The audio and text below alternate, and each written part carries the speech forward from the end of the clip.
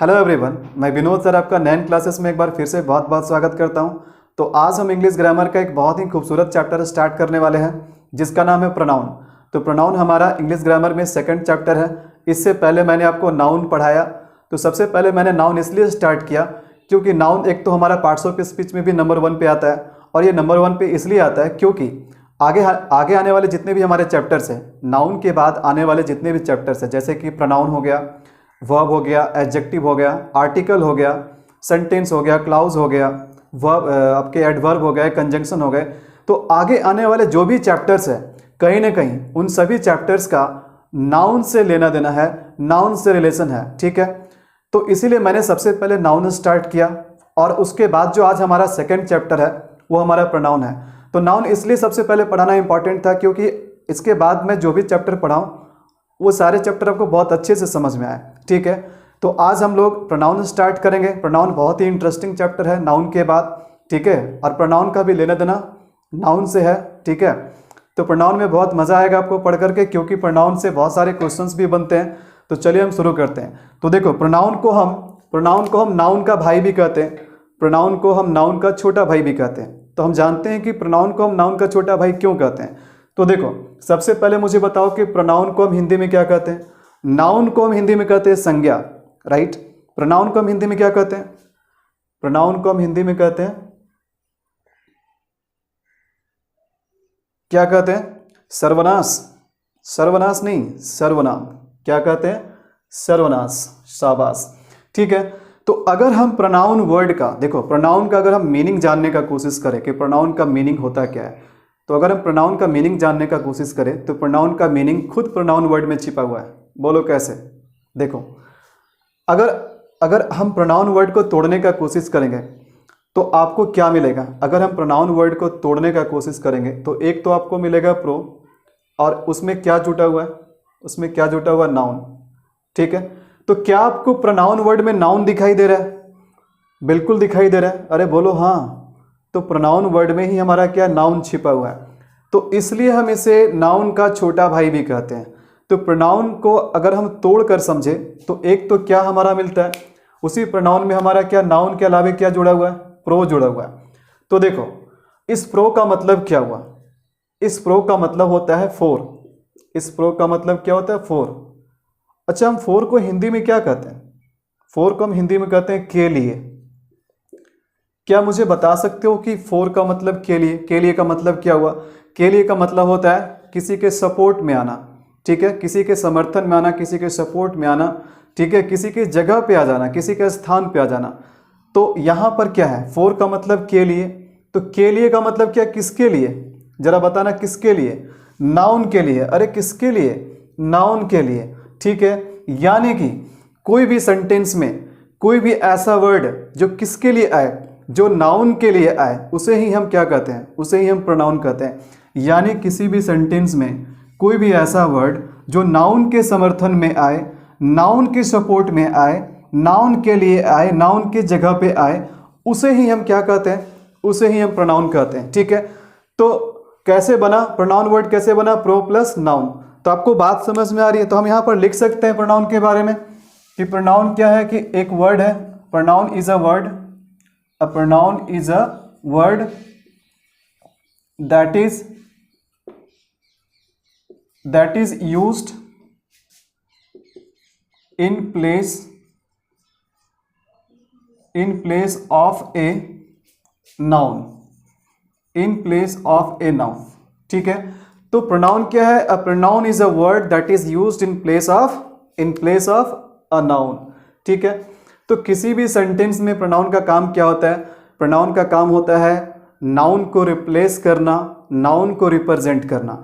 अब देखो, अब यहाँ से हमारे, देखो प्रोनाउन का मतलब तो अब हम समझ गए। अब यहाँ से जो हमारे साथ सबसे बड़ा जो समस्या है वो ये है कि आखिर हम किसी सेंटेंस में नाउन को हम प्रोनाउन के द्वारा क्यों रिप्लेस करते हैं? आखिर नाउन को रिप्लेस क्यों करना पड़ता है? हम सेंटेंस में प्रोनाउन का यूज़ करते हैं क्यों है? क्योंकि सिंपल सी बात है कि अगर नाउन, देखो प्रोनाउन भी क्या है? प्रोनाउन भी अपने आप में नाउन है। यानी जो काम नाउन का होता है वही काम कहीं ना कहीं प्रोनाउन का भी है। बस फर्क इतना है कि वो नाउन को रिप्रेजेंट करता है। ठीक है, तो फिर हमारे साथ एक क्वेश्चन ये होता है, हमारे साथ एक सवाल ये आता है कि भाई प्रोनाउन के द्वारा आखिर हमें नाउन को रिप्लेस क्यों करना पड़ता है। तो इसका बहुत ही सिंपल जवाब है। देखो, अगर मैं किसी व्यक्ति के बारे में आपको कुछ बताऊं, ठीक है, तो व्यक्ति का नाम होगा, ठीक है। अगर मैं किसी वस्तु के बारे में बताऊं तो उस वस्तु का भी नाम होगा। तो देखो, नाम क्या होता है, नाम का मतलब नाउन, और नाम जो है ना वो एक वर्ड का भी हो सकता है, एक से अधिक वर्ड का भी हो सकता है। जैसे हम एक नाम हम डेविड भी कह सकते हैं, मोहित कह सकते हैं, रोहित कह सकते हैं, राहुल कह सकते हैं, ठीक है। एक से ज़्यादा वर्ड का भी नाम हो सकता है। हम महेंद्र सिंह धोनी कहें तो इसमें 3 वर्ड आ गया, ठीक है। हम इसके बाद बोले नील नितिन मुकेश, तो नील नितिन मुकेश में भी आपका 3 वर्ड आ गया, ठीक है। जैसे चलो हम डॉक्टर APJ अब्दुल कलाम का नाम लेते हैं। तो डॉक्टर APJ अब्दुल कलाम का पूरा नाम क्या था? उनका पूरा नाम अबुल पाकिर जैनुलाब्दीन अब्दुल कलाम। तो मान के चलिए कि अगर हम डॉक्टर APJ अब्दुल कलाम के बारे में कुछ कहें, उनके बायोग्राफी के बारे में बताएं, जैसे Abul Pakir Jainulabdeen Abdul Kalam was an aerospace scientist. Abul Pakir Jainulabuddin Abdul Kalam also served as the 11th President of India. Abul Pakir Jainulabuddin Abdul Kalam was born in Rameswaram, Tamil Nadu. तो देखो, अगर मैं किसी के बारे में बताऊं और बार बार उनका नाम लूँ, ठीक है, बार बार उनका नाम लेते हैं, तो क्या होता है, हमारा सेंटेंस सुनने में थोड़ा सा सही नहीं लगता है, मोनोटोनस हो जाता है, आपको खुद सुनने में सही नहीं लगेगा। तो हम क्या करते हैं, हम किसी भी जगह पे, ठीक है, हम किसी के नाम को किसी सेंटेंस में बार बार रिपीट नहीं करते हैं, क्योंकि नाउन को रिपीट करना, इंग्लिश ग्रामर में नाउन को बार बार रिपीट करना एक क्राइम होता है, ठीक है। हम सेंटेंस में अगर प्रोनाउन का यूज़ करें तो हमारा सेंटेंस बहुत ही आसान हो जाता है। हम उस नाउन को दोबारा रिपीट करने से बच जाते हैं, ठीक है। अगर हमारा, चलो मान के चलो कि अगर कोई नाउन सिंगल वर्ड का हो तो चलो 1-2 बार हम रिपीट कर सकते हैं, लेकिन नाउन अगर ज़्यादा वर्ड का हो, जैसे हम डॉक्टर APJ अब्दुल कलाम के बारे में बताएं, तो उनका नाम को अगर बार बार उनके बारे में कुछ कहोगे, तो बार बार उनका नाम लोगे, तो क्या होगा, आपका जो है कि पूरा के पूरा पेज जो उनका नाम से ही भर जाएगा, है ना। तो बार बार हम नाम को रिपीट नहीं कर सकते, चाहे वो सिंगल वर्ड का हो, चाहे वो एक से ज़्यादा वर्ड का हो। नाउन को रिपीट सेंटेंस में करना क्या मना है। Repetition of a noun in English grammar और in English sentence is a crime. तो देखो, हम यहाँ पर क्या करेंगे, हमें इसी क्राइम से बचना है। किस क्राइम से? नाउन को रिपीटिशन से हमें क्या करना है, बचना है। क्योंकि नाउन को अगर हम रिपीट करेंगे तो हमारा सेंटेंस मोनोटोनस हो जाएगा, सुनने में अच्छा नहीं रहेगा, ठीक है, सुनने में थोड़ा ऑकवर्ड लगेगा। हमें अपने सेंटेंस को ईजी करना है, आसान बनाना है, ठीक है, ताकि सामने वाला को भी सुनने में अच्छा लगे। तो हम क्या करते हैं, नाउन के रिपीटिशन से बचते हैं और उसके जगह पे प्रोनाउन का यूज़ करते हैं। बात समझ में आ रही है? तो चलो हम यहाँ पर कुछ और सेंटेंस लेते हैं एग्जाम्पल के लिए, आपको समझाने के लिए। अब जैसे देखो, अगर हम यहाँ पर कहते हैं, एग्जाम्पल के लिए अगर हम यहाँ पर कहते हैं मोहित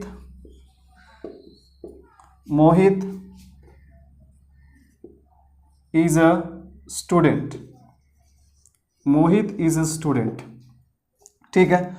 चलो मोहित के बारे में हम एक बात और लिखते हैं, Mohit is intelligent, Mohit is intelligent. चलो मोहित के बारे में फिर से हम एक बात लिखते हैं, मोहित इज माई फ्रेंड।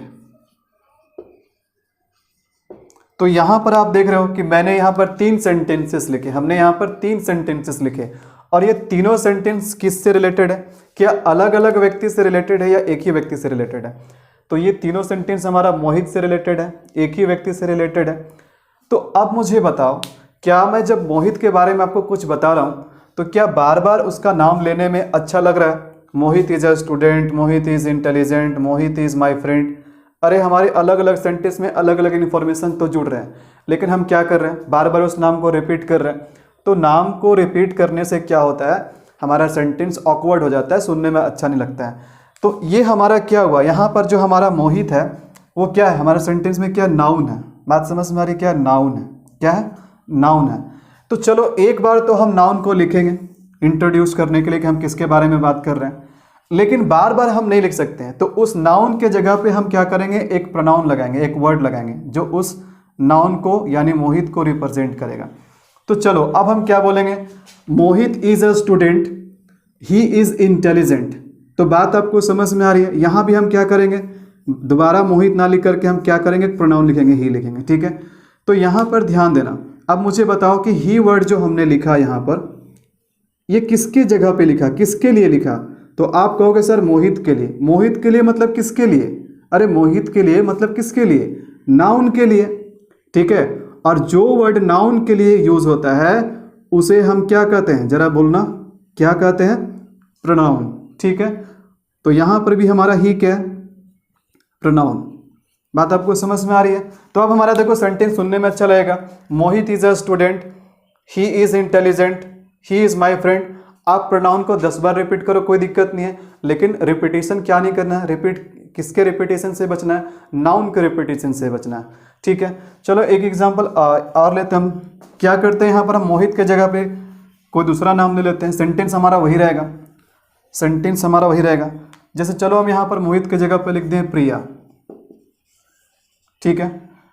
तो प्रिया, हम दोबारा प्रिया ना लिख करके क्या लिखेंगे, she is intelligent, she is my friend, ठीक है। तो प्रिया तो हमारा नाउन हो गया, और उस नाउन के जगह पे उस नाउन के लिए जो यूज हुआ है शी, वो क्या हो गया, वो क्या हो गया, जरा बोलना, क्या हो गया, प्रोनाउन। इसके बाद हम प्रोनाउन के टाइप्स के बारे में जानते हैं। तो अगर प्रोनाउन की टाइप्स के बारे में बात करें तो हमारा सबसे पहला जो प्रोनाउन आता है वो क्या आता है, पर्सनल प्रोनाउंस। हम लोग जो सबसे पहले प्रोनाउन के टाइप्स में जो पढ़ेंगे वो क्या पढ़ेंगे, पर्सनल प्रोनाउंस।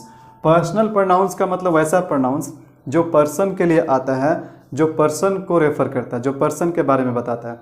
तो देखो, अगर हम पर्सनल प्रोनाउन की बात करें तो पर्सनल प्रोनाउन से ही ज़्यादा क्वेश्चंस बनता है, ठीक है। सबसे ज़्यादा अगर प्रोनाउन में क्वेश्चन बनता है तो पर्सनल प्रोनाउन से बनता है। और पर्सनल प्रोनाउन को हम लोग जानने के लिए सबसे पहले क्या करेंगे, पर्सनल प्रोनाउन के पर्सनल प्रोनाउन में हम लोग सबसे पहले पर्सन्स के बारे में जानेंगे। और आपको पता होना चाहिए कि 3 तरह के पर्सन होता है, एक होता है फर्स्ट पर्सन, एक होता है सेकंड पर्सन और एक होता है थर्ड पर्सन।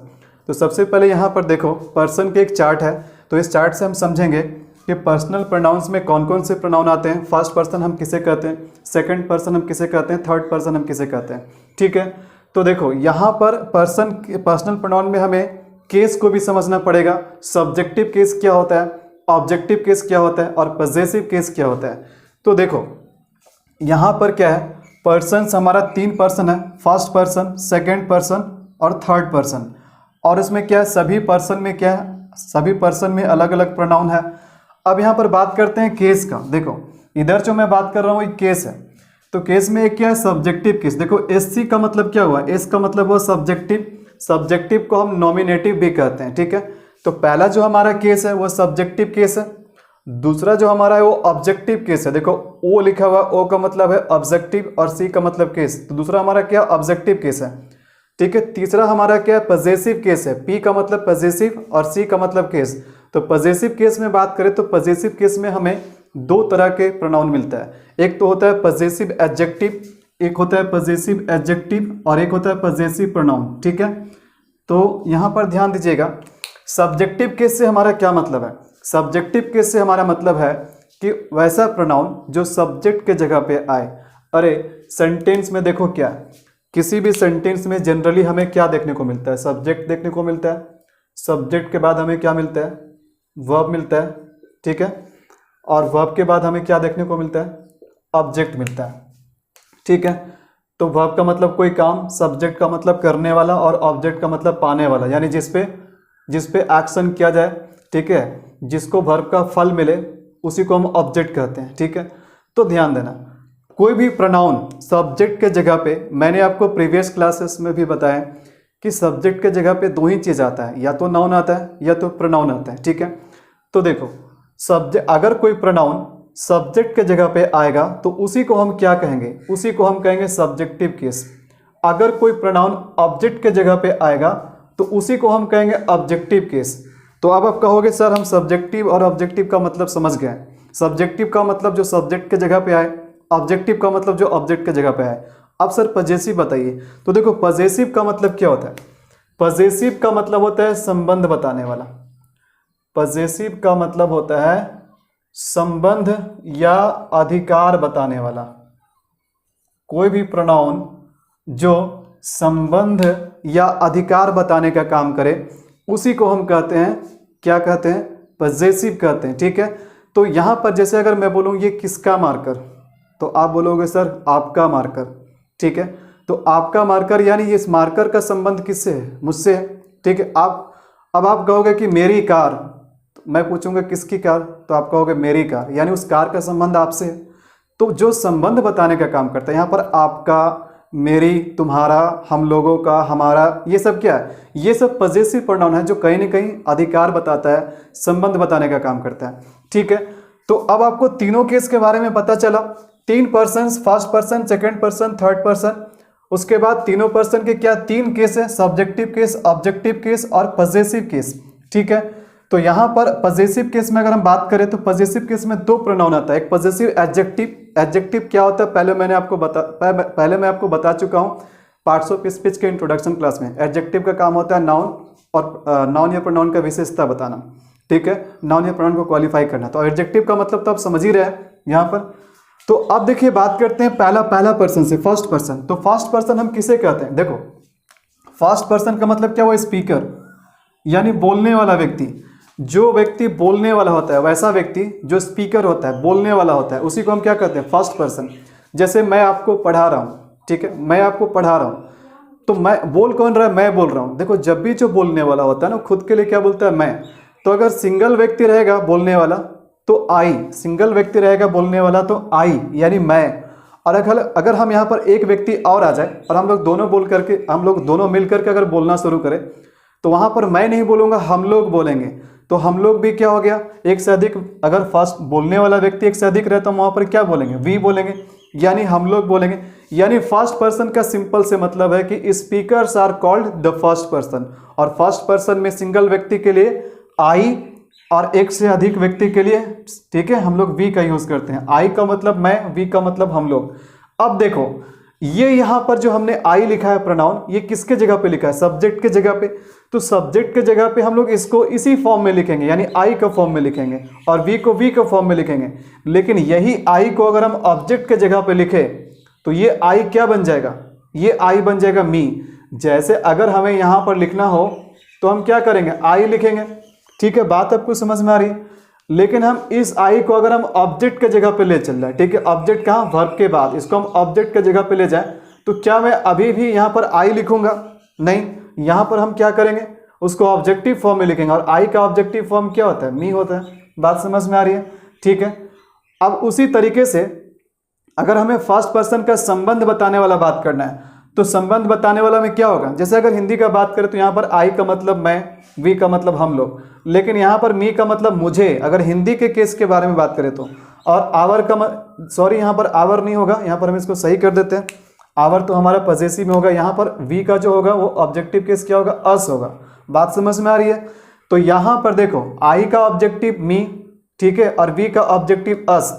तो वी का मतलब हम लोग, ठीक है, और अस का मतलब क्या, हमको या हम लोगों को। बात समझ में आ रही है। लेकिन यही अगर पजेसिव में जाएगा तो यहाँ पर आई से क्या बनेगा, मेरा, ठीक है, और यहाँ पर वी से क्या बनेगा, हमारा या हम लोगों का। तो हमारा या हम लोगों का या मेरा क्या किया, ये सब संबंध बताने का काम किया। तो बात समझ में आ रही है।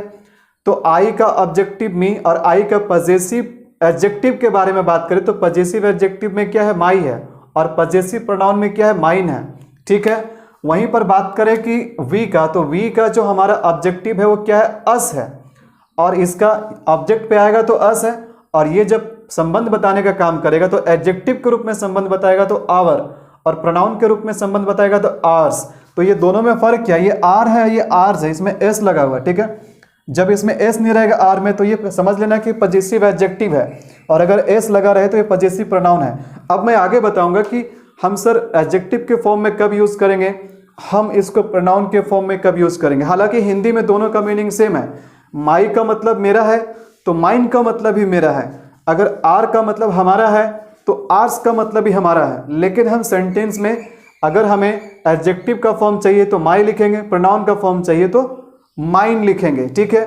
चलो अब सेकंड पर्सन के बारे में बात करें तो सेकंड पर्सन जो होता है हम उसे लिसनर कहते हैं, ठीक है। जब आप किसी को कुछ बोलते हो तो आप बोलने वाला व्यक्ति हो, तो आप स्पीकर हो यानी फर्स्ट पर्सन। और आप किसको बोलोगे? अपने से सामने वाला को। तो अपने से आपके सामने वाला जो व्यक्ति होगा वो क्या होगा? वो लिसनर होगा, वो सुनेगा आपके बात को, यानी वो सेकंड पर्सन है। और सेकंड पर्सन को हम क्या बोलते हैं? तुम। जैसे मैं तुमको पढ़ा रहा हूँ, मैं आपको पढ़ा रहा हूँ, मैं तुम लोगों को पढ़ा रहा हूँ, मैं आप लोगों को पढ़ा रहा हूँ। तो मैं तुम लोग, आप लोग, तुम और आप जो मैं बोल रहा हूँ वो किसको बोल रहा हूँ? अपने से सेकंड पर्सन को बोल रहा हूँ, यानी अपने से सामने वाला को, यानी जो हमारी बातों को सुन रहा है। तो जो सुन रहा है उसको क्या बोलते हैं? उसको लिसनर बोलते हैं। और लिसनर क्या होता है? सेकंड पर्सन होता है। जैसे कि क्या है? सेकंड पर्सन में हमारा एक ही प्रोनाउन है यू। फर्स्ट पर्सन में आई और वी, एक व्यक्ति के लिए आई और एक से अधिक के लिए वी। लेकिन सेकंड पर्सन में जो हमारा यू है, अगर एक व्यक्ति रहे तो भी यू लिखेंगे और अगर एक से अधिक रहे तो भी यू लिखेंगे। कितना खूबसूरत लैंग्वेज है इंग्लिश। देखो, अगर हिंदी में एक व्यक्ति को बोलना पड़े तो हम तुम बोलेंगे, ठीक है, या फिर आप बोलेंगे। और अगर एक से अधिक रहेगा तो तुम लोग बोलना पड़ेगा और आप लोग बोलना पड़ेगा। यानी कुल मिला के सेकेंड पर्सन के लिए हम लोगों को हिंदी में 4 वर्ड हुआ। तुम भी हुआ, आप भी हुआ, तुम लोग भी हुआ और आप लोग भी हुआ। लेकिन इंग्लिश में खाली यू बोलो, इंग्लिश में केवल यू बोलो और फरिया लो, केवल एक वर्ड बोलो, यू और फरिया लो, ठीक है। तो कितना इंटरेस्टिंग लैंग्वेज है इंग्लिश। एक वर्ड से हमने क्या किया? 4 वर्ड को रिप्लेस कर दिया। तो सेकंड पर्सन का मतलब लिसनर, लिसनर का मतलब देखो जिसको हम कुछ कहते हैं, जो हमारी बातों को सुनता है, जिसे हम तुम आप कहते हैं, ठीक है, या आप लोग कहें या तुम लोग कहें। तो हमारा सेकंड पर्सन में प्रोनाउन क्या आया? यू आया। तो यू कहाँ पर है? सब्जेक्टिव केस, यानी सब्जेक्ट के जगह पे। अच्छा, अगर हम यू को ऑब्जेक्ट के जगह पे ले जाएंगे तो क्या रहेगा? तो भी यू ही रहेगा। सब्जेक्टिव में भी यू, ऑब्जेक्टिव में भी यू। आई के जैसा नहीं, वी के जैसा नहीं कि ऑब्जेक्ट में जाने के बाद फॉर्म चेंज हो जा रहा था। अगर आप सब्जेक्ट में रखो तो भी यू, ऑब्जेक्ट में रखो तो भी यू। बात समझ में आ रही है? हाँ। लेकिन जब हम पजेसिव में जाएंगे, मतलब तुम्हारा, तुम लोगों का, आप लोगों का, यानी संबंध बताने का काम कर रहे हैं, अधिकार बताने का काम कर रहे हैं। तो पजेसिव एडजेक्टिव का काम अगर रहेगा जरूरत, तो पजेसिव एडजेक्टिव में हम क्या करेंगे? योर लिखेंगे। लेकिन देखो यहाँ पर फिर एस हमारा छूट रहा है। अगर हम यहाँ पर पजेसिव प्रोनाउन का बात करें तो योर्स लिखेंगे। देखो फर्क क्या है, इसमें एस नहीं है और इसमें एस है। एडजेक्टिव वाला में एस नहीं है और पजेसिव प्रोनाउन वाला में एस है। उसी प्रकार से आवर में नहीं था, आर्स में है। योर में क्या है? योर में नहीं है, योर्स में है। तो बात आपको समझ में आ रही है? चलो अब हम आखिरी पर्सन, थर्ड पर्सन के बारे में बात करते हैं। थर्ड पर्सन को हम क्या बोलते हैं? अबाउट। अबाउट का मतलब क्या? जिसके बारे में बात कहा जाए, जिसके बारे में बताया जाए, ठीक है। जो कुछ भी चर्चा हो रहा है, जिसके बारे में हो रहा है, उसी को हम कहते हैं थर्ड पर्सन। फर्स्ट पर्सन बोलने वाला, सेकंड पर्सन सुनने वाला और थर्ड पर्सन जिसके बारे में हम कुछ कहते हैं, ठीक है। तो देखो यहां पर क्या है, थर्ड पर्सन में हमारा कौन कौन सा प्रोनाउन आता है? थर्ड पर्सन में अगर हम नाउन का यहां पर बात करते हैं तो थर्ड पर्सन में किसी का नाम आता, ठीक है। तो यहां पर प्रोनाउन का अगर बात करें तो थर्ड पर्सन में जो प्रोनाउन है वो क्या क्या आएगा? ही आएगा, शी आएगा, इट आएगा और दे आएगा। तो ही को अगर ऑब्जेक्ट में ले जाए तो क्या बनेगा? हिम। तो ही, और अगर हम सी को ले जाए यहाँ पर ऑब्जेक्ट में तो क्या हो जाएगा? हर। सबसे पहले ही का बात करते हैं। तो ही अगर ऑब्जेक्ट में जाएगा तो हिम, और अगर इसको हम पजेसिव एडजेक्टिव में ले जाएंगे तो हीज, और पजेसिव प्रोनाउन में ले जाएंगे तो भी हीज, ठीक है। तो यहाँ पर हमें अलग से एस नहीं लगाना। देखो हीज में पहले से एस लगा है, अब ऐसा मत करना यहाँ पर एक तो फिर से एस लगा करके इसको हिस कर देना। सांप वाला जो साउंड होता है ना, वो वाला, ठीक है, वो हिस नहीं करना आपको, ठीक है। यहाँ पर आपको एस पहले से लगा है तो हमें दोबारा एस नहीं लगाना है। हीज अगर हमारा पजेसिव एडजेक्टिव है तो हीज हमारा पजेसिव प्रोनाउन भी है, ठीक है। यानी बिना फॉर्म चेंज किए हुए हीज क्या है? पजेसिव एडजेक्टिव भी है और पजेसिव प्रोनाउन भी है, ठीक है। हर का बात करें तो हर, अगर देखो सी को अगर हम ऑब्जेक्ट के जगह पे ले जाते हैं, सी को अगर हम ऑब्जेक्ट के जगह पे ले जाते हैं तो ये हर होगा। और जब इसे हम पजेसिव एडजेक्टिव के जगह पे ले जाएंगे तो भी हर होगा। यानी कि ऑब्जेक्टिव केस में भी हर होगा और पजेसिव एडजेक्टिव में ले जाएंगे तो भी हर होगा। लेकिन दोनों का फंक्शन अलग अलग है। इसका काम है ऑब्जेक्ट के जगह पे आना और इसका काम है संबंध बताना, और भी एडजेक्टिव के रूप में। और अगर हम संबंध बताना अगर हमें प्रोनाउन के रूप में, तो क्या करेंगे? हर में एस लगा देंगे तो क्या हो जाएगा? हर्ज हो जाएगा। अब बात करते हैं ईट का। तो ईट जो है, ईट सब्जेक्टिव में ईट रहेगा, जब इसे हम ऑब्जेक्टिव में लगेंगे तो भी ईट रहेगा। यू के जैसा, देखो यू सब्जेक्टिव में भी यू, ऑब्जेक्टिव में भी यू। उसी प्रकार से ईट भी क्या है? सब्जेक्टिव में भी यू है, ऑब्जेक्टिव में भी यू है। और जब हम इसे पजेसिव एडजेक्टिव बनाएंगे संबंध बताने के लिए, तो हम क्या लिखेंगे, इट्स लिखेंगे। और अगर आप पूछोगे सर इसका पजेसिव प्रोनाउन क्या होता है, तो मैं आपको बताऊं कि इट का पजेसिव प्रोनाउन होता ही नहीं, बस इसको पजेसिव एडजेक्टिव तक ही सीमित रखो। अब जो लास्ट हमारा प्रोनाउन है वो क्या है, दे है, ठीक है। तो दे क्या है, दे हमारा सब्जेक्टिव है। देखो अगर थर्ड पर्सन में कोई एक व्यक्ति रहे तो एक व्यक्ति, देखो एक व्यक्ति अगर पुरुष रहे, मेल रहे तो ही लिखेंगे, एक व्यक्ति अगर स्त्री रहे, फीमेल रहे तो शी लिखेंगे, कोई भी वस्तु रहे और एक की संख्या में रहे तो इट लिखेंगे। और दे जो है ना, दे हम ऊपर में जितना भी आप देख रहे हो, चाहे ही, चाहे सी, चाहे इट, ही सी इट अगर एक से अधिक संख्या में हो तो हम क्या करते हैं, दे लिखते हैं। जैसे यहाँ पर एक व्यक्ति के लिए आई था, एक से अधिक के लिए वी था। यहाँ पर यू में दोनों ही क्वालिटी है, एक के लिए भी हो जाता है, एक से अधिक के लिए भी हो जाता है। थर्ड पर्सन में अगर एक के लिए रहे तो तीन तरह के प्रोनाउन है। एक प्रोनाउन है मेल के लिए, एक है फीमेल के लिए और एक है न्यूटर जेंडर के लिए, ठीक है, नॉन लिविंग थिंग के लिए। और अगर ये तीनों ही सिंगल प्रोनाउन को अगर हमें बहुवचन में लिखना हो, एक से ज़्यादा में लिखना हो, तो हम क्या करेंगे, दे लिखेंगे, ठीक है। तो दे हमारा क्या सब्जेक्टिव है, और यही दे अगर ऑब्जेक्ट बनेगा तो क्या बन जाएगा, देम बन जाएगा। और अगर ये दे हमारा पजेसिव एडजेक्टिव के फॉर्म में आएगा तो देयर होगा, THER। आप ये वाला देयर मत समझ आना, आप इसको ये वाला देयर मत समझना बाबू, ठीक है। इस देयर का मतलब होता है वहाँ, और ये प्रोनाउन नहीं है, ठीक है। ये देयर हमारा प्रोनाउन अभी नहीं है, ध्यान देना। ये वाला देयर यहाँ पर THEIR है, और इसका हमारा पजेसिव एडजेक्टिव क्या, पजेसिव प्रोनाउन क्या हो जाएगा, देयर्स। यानी क्या करेंगे, फिर से एस लगाएंगे। तो ये हमारा पर्सनल प्रोनाउन का कंप्लीट चार्ट है, जिसमें मैंने आपको first person, second person, third person के बारे में बताया। आपको ये भी पता चल गया कि हम फर्स्ट पर्सन किसको कहते हैं, स्पीकर को, सेकंड पर्सन कहते हैं लिसनर को, और थर्ड पर्सन जिसके बारे में कुछ कहा जाए, ठीक है। साथ ही साथ जो सबसे इंपॉर्टेंट चीज़ मैंने आपको बताया केस के बारे में, सब्जेक्टिव केस, ऑब्जेक्टिव केस और पजेसिव केस। और पजेसिव केस में दो तरह की चीज़ होता है, एक होता है पजेसिव एडजेक्टिव और एक होता है पजेसिव प्रोनाउन। बात समझ में आ रही है, ठीक है। तो ये हमारा पर्सन का कंप्लीट चार्ट है, इसे आप लिखिए, चाहे आप इसका स्क्रीनशॉट भी ले सकते हैं। तो आइए अब मैं आपके लिए पजेसिव केस को और भी अच्छे से क्लियर कर दूं, क्योंकि पजेसिव केस में हमेशा एक कन्फ्यूज़न बना रहता है। क्योंकि पजेसिव केस में हमें दो चीज़ देखने को मिला, एक तो पजेसिव एडजेक्टिव और एक पजेसिव प्रोनाउन। हालांकि दोनों का मीनिंग सेम है, दोनों का मीनिंग सेम है, बट उनके यूजेज अलग अलग है, पार्ट्स ऑफ स्पीच अलग अलग है। एक हमारा क्या है, एडजेक्टिव है, और एक हमारा क्या है, प्रोनाउन है। जैसे मान के चलो, अगर मुझे आई के लिए, ठीक है, यानी मैं के लिए अगर अधिकार बताना हो, तो अगर हम पजेसिव एडजेक्टिव के फॉर्म में लिखेंगे तो भी इसका मीनिंग मेरा होगा, और अगर हम इसको पजेसिव प्रोनाउन के फॉर्म में लिखेंगे तो भी इसका मीनिंग मेरा होगा, ठीक है। यानी दोनों स्थिति में अगर आई का यानी खुद के लिए अगर किसी चीज़ से संबंध बताना हो तो हिंदी में हमारा पजेसिव एडजेक्टिव के लिए भी क्या होगा, मेरा होगा, और पजेसिव प्रोनाउन के लिए भी मेरा होगा। लेकिन दोनों स्थिति में हम इंग्लिश में सेम प्रोनाउन का यूज़ नहीं करेंगे।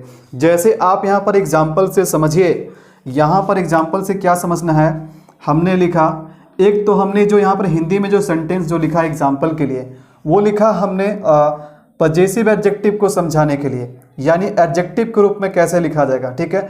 तो देखो यहाँ पर एडजेक्टिव के रूप में मेरा लिखा है, और यहाँ पर प्रोनाउन के रूप में भी मेरा लिखा है, यानी दोनों स्थिति में हिंदी में क्या लिखा हुआ है, मेरा लिखा हुआ है, ठीक है। लेकिन जब हम इंग्लिश में जब इसे हम ट्रांसलेट करेंगे तो दोनों जगह मेरा का इंग्लिश माई नहीं होगा, एक में माई होगा और एक में माइन होगा। देखो क्यों, देखो इस बात को अच्छे से समझो। क्योंकि आपको पता है, मैं आपको पार्ट्स ऑफ स्पीच के इंट्रोडक्शन क्लास में भी मैंने आपको बताया था कि एडजेक्टिव हम किसे कहते हैं। एडजेक्टिव एक ऐसा वर्ड है जिसका काम है क्वालिफाई करना। किसको क्वालिफाई करता है, नाउन या प्रोनाउन को। तो इसका मतलब है कि एडजेक्टिव अगर नाउन को क्वालिफाई करता है तो एडजेक्टिव को अपने बाद नाउन चाहिए, यानी हर हाल में देखो एडजेक्टिव के बाद क्या चाहिए, हमारा नाउन चाहिए, तभी तो उस नाउन को क्वालिफाई करेगा। तो ध्यान देना, इसका मतलब है कि अगर हम पजेसिव एडजेक्टिव को लेते हैं तो इसके बाद नाउन क्या है, मैंडेटरी है, यानी नाउन हर हाल में आना चाहिए, ठीक है। अगर हम यहाँ पर पजेसिव एडजेक्टिव का बात करते हैं तो हम पजेसिव एडजेक्टिव तभी लिखेंगे जब उसके बाद एक नाउन आएगा। अगर उसके बाद कोई नाउन नहीं आएगा तब हम पजेसिव एडजेक्टिव की जगह पे पजेसिव प्रोनाउन का प्रयोग करेंगे। इसका मतलब ये है कि पजेसिव एडजेक्टिव नाउन के पहले आता है, या फिर हम ये कह सकते हैं कि पजेसिव एडजेक्टिव के बाद एक नाउन का आना अनिवार्य है। लेकिन वहीं पर अगर देखा जाए पजेसिव प्रोनाउन के बारे में, तो पजेसिव प्रोनाउन के बाद कभी भी नाउन नहीं आता है, किसी भी सूरत में नहीं आएगा। अरे प्रोनाउन तो खुद अपने आप में नाउन है, मैंने क्या बताया कि प्रोनाउन खुद अपने आप में क्या नाउन है, तो फिर उसको अपने बाद नाउन की क्या आवश्यकता है। ठीक है, तो देखो पजेसिव प्रोनाउन जब भी आएगा अकेले आएगा, लेकिन पजेसिव एडजेक्टिव जब भी आएगा तो अपने बाद एक नाउन लेकर के ही आएगा। ठीक है, अब आपको दोनों में डिफरेंस समझ में आ रहा है। देखो इसका भी हिंदी, अगर आई के बारे में बात करें तो मेरा, इसका भी हिंदी मेरा, देखो दोनों ही सेंटेंस में मेरा लिखा हुआ है। लेकिन जब हम इंग्लिश में लिखेंगे तो यहाँ पर देखो जैसे क्या लिखे हम यहाँ पर, जैसे सेंटेंस का इंग्लिश होगा दिस इज होम। ठीक है, अब यहां पर भी हम लिख देते हैं दिस होम इज। तो यहां पर क्या है कि मैं यहां पर आपके लिए एक खाली स्थान बना देता हूं। ठीक है, यहां भी एक खाली स्थान है, तो यहां पर क्या है, यहां पर जो होम है वो लास्ट में आ रहा है और यहां पर होम जो है दिस के साथ आ रहा है। ठीक है, तो यहां पर मेरा के लिए इंग्लिश लिखना है। तो देखो अगर यहाँ देखो यहाँ जो जगह खाली है वो किसके लिए, मेरा के लिए है। तो आपको चेक करना है क्या उसके बाद नाउन आ रहा है। तो देखो यहाँ पर हमारा जो खाली जगह पे जो मेरा के लिए हम इंग्लिश लिखेंगे, तो देखो उसके बाद क्या आ रहा है, नाउन आ रहा है। ये होम क्या है, अरे बोलो होम क्या है, नाउन है। ठीक है, तो नाउन है, तो नाउन किसके बाद आता है, प्रोनाउन के बाद आता है कि एडजेक्टिव के बाद आता है। तो आप कहोगे सर बिल्कुल ये एडजेक्टिव के बाद आता है। तो अब मुझे यहाँ बताओ कि यहाँ पर हमें क्या लिखना सही रहेगा, माइन लिखना सही है, ठीक है, या फिर माई लिखना सही है। तो बिल्कुल आप कहोगे सर यहाँ पर माई लिखना पड़ेगा, क्योंकि माइन हमारा क्या प्रोनाउन है, माइन क्या है, प्रोनाउन है, और प्रोनाउन के बाद नाउन नहीं आता है। तो यहाँ पर ऑलरेडी नाउन आ चुका है, तो हम यहाँ पर माइन नहीं लिख सकते हैं। यहाँ पर हमें क्या लिखना पड़ेगा, यहाँ पर हमें माई लिखना पड़ेगा, क्योंकि माई क्या है, एक पजेसिव एडजेक्टिव है और एडजेक्टिव के बाद एक नाउन आता है। यहीं पर अगर हम देखें तो यहाँ पर जो हमारा जगह है वो मेरा के लिए है, लेकिन अब चेक करो क्या उसके बाद कोई नाउन आ रहा है। देखो यहाँ पर इस ब्लैंक के बाद कोई नाउन आ रहा है, तो इस ब्लैंक के बाद कोई नाउन नहीं, यानी कि हमें यहाँ पर पजेसिव प्रोनाउन की आवश्यकता है। तो अगर हम यहाँ पर माई लिखेंगे तो ये गलत हो जाएगा। गलत क्यों होगा, क्योंकि माई एक एडजेक्टिव है और वो अकेले यूज़ नहीं हो सकता, जब भी यूज़ होगा नाउन के साथ यूज़ होगा। तो इसलिए हमें यहाँ पर माई के जगह पे क्या लिखना पड़ेगा, यहाँ पर हमें माई के जगह पे माइन लिखना पड़ेगा, क्योंकि हमें प्रोनाउन चाहिए और प्रोनाउन अकेले यूज होता है। आप देखो इसके बाद कोई नाउन का जरूरत नहीं है।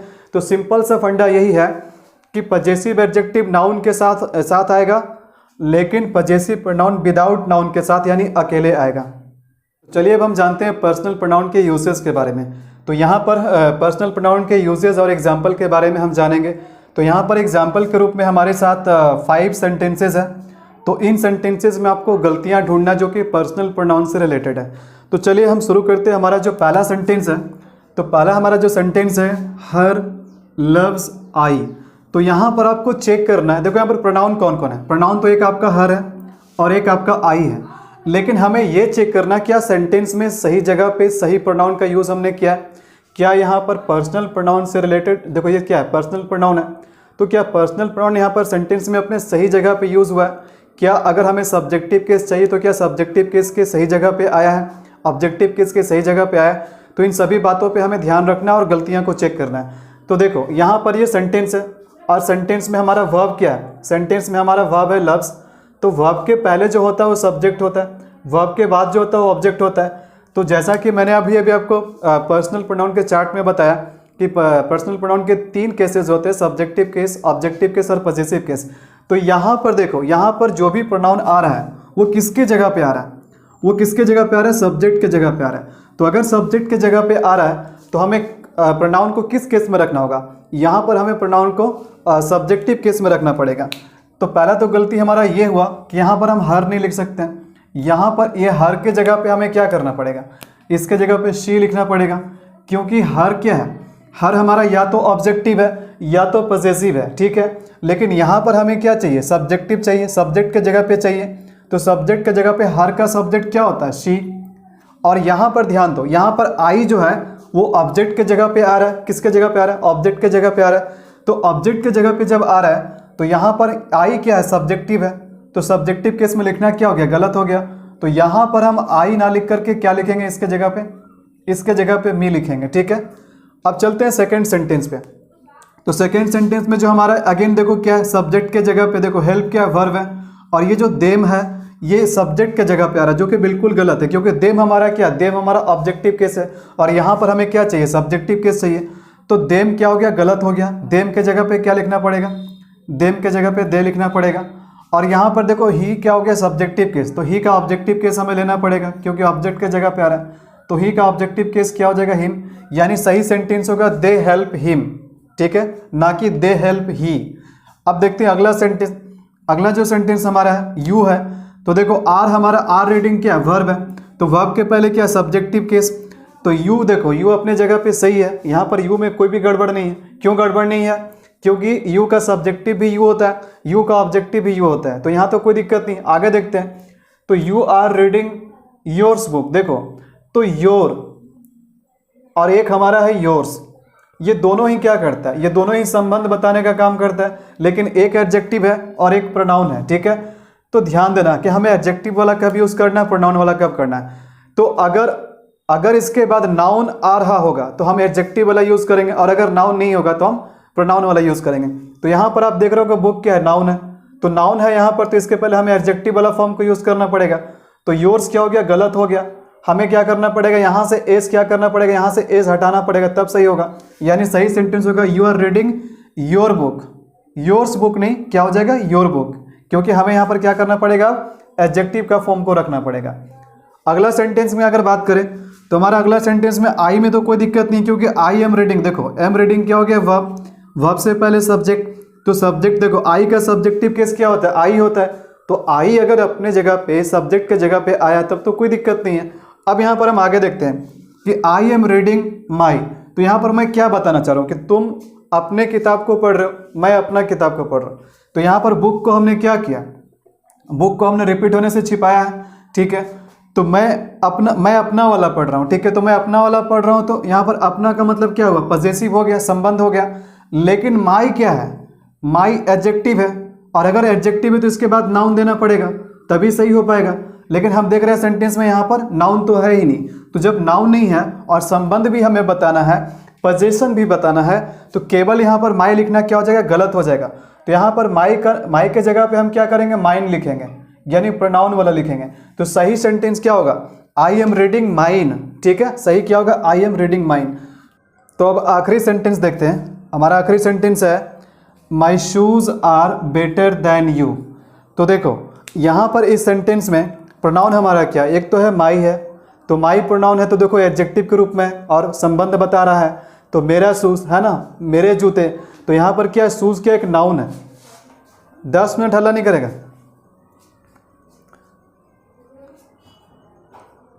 अब आखिरी सेंटेंस देखते हैं। आखिरी सेंटेंस है my shoes are better than you. तो यहाँ पर हमारा प्रोनाउन कौन कौन है, प्रोनाउन एक तो हमारा माई है, और माई यहाँ पर पोजीशन बता रहा है। तो क्या माई यहाँ पर सही है, तो बिल्कुल सही है, क्योंकि यहाँ पर देखो नाउन भी आ रहा है। तो नाउन के साथ हम पजेसिव एडजेक्टिव लिख सकते हैं। माई शूज़ का मतलब मेरा शूज़। तो my shoes are better than you, यानी मेरे जो जूते हैं ना वो तुमसे ज़्यादा अच्छा है।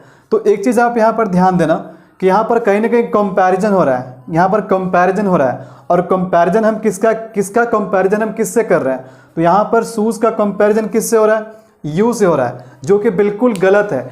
क्योंकि हम जानते हैं कि कंपैरिजन हमेशा सिमिलर चीज़ों से होता है। जब भी हम कंपेयर करते हैं, कंपैरिजन करते हैं, तो कंपैरिजन हमेशा सिमिलर चीज़ों से होता है। हम एक मार्कर का तुलना किसी पेन से नहीं कर सकते हैं। पेन का तुलना पेन से होगा, मार्कर का तुलना मार्कर से होगा। तो उसी प्रकार से हम यहाँ पर कैसे शूज़ का तुलना किसी व्यक्ति से कर सकते हैं, तुमसे कर सकते हैं। अगर हम सेंटेंस का मतलब निकालें तो इसका मतलब हुआ कि मेरे जो जूते हैं वो तुमसे अच्छे हैं, जो कि बिल्कुल गलत है, बिल्कुल अमानवीय है, ठीक है। तो यहाँ पर जो होगा, हमारा कहने का जो मतलब है कि मेरे जो जूते हैं ना वो तुमसे नहीं, तुम्हारे वाले जूते से ज़्यादा बेटर है। तो यहाँ पर शूज़ का कंपैरिजन शूज़ से होना चाहिए। तो यहाँ पर हमें देखो, यहाँ पर यू को ऑब्जेक्टिव केस में लिखना गलत होगा, यहाँ पर आपको पॉजेसिव केस में लिखना है, क्योंकि एक तो मेरा जूता है और एक तुम्हारा जूता है। तो मेरा और तुम्हारा का मतलब क्या हुआ, संबंध या अधिकार। तो यहाँ पर संबंध बताने के लिए माई लगा और यहाँ पर यू से योर बनना चाहिए, तो योर, और इसके बाद नाउन चाहिए, तो नाउन के रूप में क्या लिखेंगे, शूज़ लिखेंगे। तो अब हमारा कंपैरिजन का नियम सही हुआ, क्योंकि अब हम सिमिलर चीज से कंपैरिजन कर रहे हैं। शूज का कंपैरिजन शूज से हो गया, ठीक है, यानी my shoes are better than your shoes.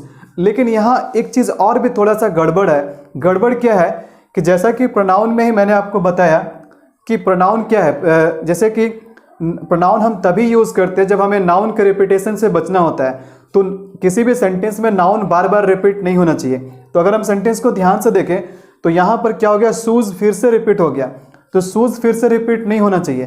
तो बताओ हमारा बीच का रास्ता कौन सा है कि जहाँ पर हम एक ऐसा वर्ड लें कि हमारा पोजीशन बताने का भी काम हो जाए और ये शूज के बारे में भी पता चल रहा है। तो हम क्या करेंगे, योर शूज के जगह पे एक क्या करेंगे, हम पॉजेसिव प्रोनाउन लिखेंगे। और क्या लिखेंगे, यहाँ पर हम क्या लिखेंगे, योर्स लिखेंगे। यानी कुल मिला के देखा जाए तो जो हमारा सेंटेंस होगा, my shoes are better than yours, my shoes are better than yours. तो यहाँ पर यू के जगह पे योर्स लिखेंगे। अब इस योर्स से हमारा दो मतलब हो गया, एक तो मतलब हमारा हो गया योर, ठीक है, और साथ ही साथ इसमें हमारा क्या हो गया, शूज हो गया। तो बात आपको समझ में आ रही है। तो ये है पर्सनल प्रोनाउन से रिलेटेड कुछ सेंटेंसेस जो मैंने आज आपको करवाए, ठीक है।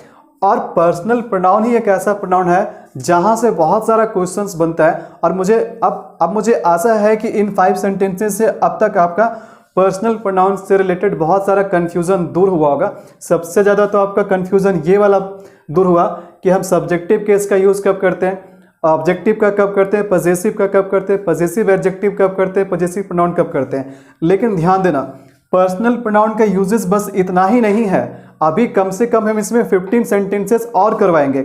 अभी तो आज मैंने केवल 5 सेंटेंसेस करवाए और इन 5 सेंटेंसेस से आपका बहुत सारा कन्फ्यूज़न भी दूर हो गया। लेकिन अभी जैसे जैसे हम आगे बढ़ेंगे वैसे वैसे पर्सनल प्रोनाउन में बहुत सारा गहराई मिलते रहेगा हमें, ठीक है। और यहाँ पर अभी आपको बहुत कुछ सीखने को मिलेगा। अगर मैं प्रोनाउन के, पर्सनल प्रोनाउन के अभी जब मैं 15 क्वेश्चंस और करवाऊंगा तो आपको 1 बाय 1 एक एक करके बहुत सारा डिटेल जो है आपका पर्सनल प्रोनाउन से रिलेटेड आपका क्लियर हो जाएगा। तो देखो, आज के वीडियो के लिए बस मैं इतना ही रखता हूँ, क्योंकि मैं एक ही वीडियो में सब कुछ नहीं पढ़ा सकता हूँ, क्योंकि फिर मेरा वीडियो का जो लेंथ है वो बड़ा हो जाएगा, ठीक है। तो बस आज के वीडियो के लिए इतना ही। और आज हमने प्रोनाउन स्टार्ट कर दिया। मैंने आपको प्रोनाउन के बारे में बताया कि प्रोनाउन होता क्या है। साथ ही साथ आज हमने ये भी सीखा कि किसी सेंटेंस में हम प्रोनाउन का यूज़ क्यों करते हैं, क्यों हमें नाउन को रिप्लेस करना पड़ता है। और मैंने प्रोनाउन का टाइप्स भी शुरू कर दी, जिसमें आज हमने सबसे पहले पर्सनल प्रोनाउन को स्टार्ट किया। पर्सनल प्रोनाउन को समझाने के लिए मैंने एक चार्ट बनाया। उस चार्ट में मैंने आपको बताया कि 3 तरह के पर्सन होता है, first person, second person, third person. हम फर्स्ट पर्सन किसको कहते हैं, हम सेकंड पर्सन किसको कहते हैं, हम थर्ड पर्सन किसको कहते हैं। साथ ही साथ हमने पर्सनल प्रोनाउन के 3 केसेस के बारे में जाना। सब्जेक्टिव केस जो कि सब्जेक्ट के जगह पे यूज होता है, ऑब्जेक्टिव केस जो कि ऑब्जेक्ट के जगह पे यूज होता है, और पॉजेसिव केस जो कि किसी सेंटेंस में हम यूज़ करते हैं पोजीशन बताने के लिए, यानी संबंध या अधिकार बताने के लिए। उसके बाद पॉजेसिव केस में हमारा 2 प्रोनाउन है, एक तो हमारा पॉजेसिव एडजेक्टिव है और एक हमारा पॉजेसिव प्रोनाउन है, ठीक है। तो इन दोनों के बारे में भी मैंने आपका डाउट क्लियर किया। तो बस आज हम इस वीडियो में बस इतना ही रखते हैं। अगला जो क्लास होगा आपका प्रोनाउन का, वो बहुत इंपॉर्टेंट क्लास होगा, क्योंकि अगले क्लास से आपको बहुत कुछ सीखने को मिलेगा। क्योंकि मैं अगले क्लास में इसी तरह के 15 सेंटेंसेस और करवाऊंगा जो कि पर्सनल प्रोनाउन से रिलेटेड रहेगा। और जैसे जैसे मैं आगे बढ़ूंगा हर सेंटेंस में कुछ ना कुछ आपको नया सीखने को मिलेगा। तो अगला क्लास मिस करना आपके लिए बहुत ही नुकसानदायक होगा, इसलिए अगला क्लास बिल्कुल भी मत मिस करना, ठीक है। तो आज के इस वीडियो के लिए बस इतना ही। मैं आशा करता हूं कि प्रोनाउन के बारे में आज आपको बहुत कुछ सीखने को मिला। तो अगर आप इंग्लिश का कंप्लीट कोर्स चाहते हैं तो मेरे इंग्लिश के कंप्लीट कोर्स के लिए आप आज ही नयन क्लासेस के लर्निंग ऐप को प्ले स्टोर से इंस्टॉल कीजिए। आपको वहां पर मेरा इंग्लिश का कंप्लीट कोर्स बहुत ही रीजनेबल प्राइस में आपको मिल जाएगा। तो आज के क्लास के लिए बस इतना ही। मिलेंगे आपसे प्रोनाउन के अगले वीडियो में। तब तक के लिए नमस्कार। Thank you so much for watching.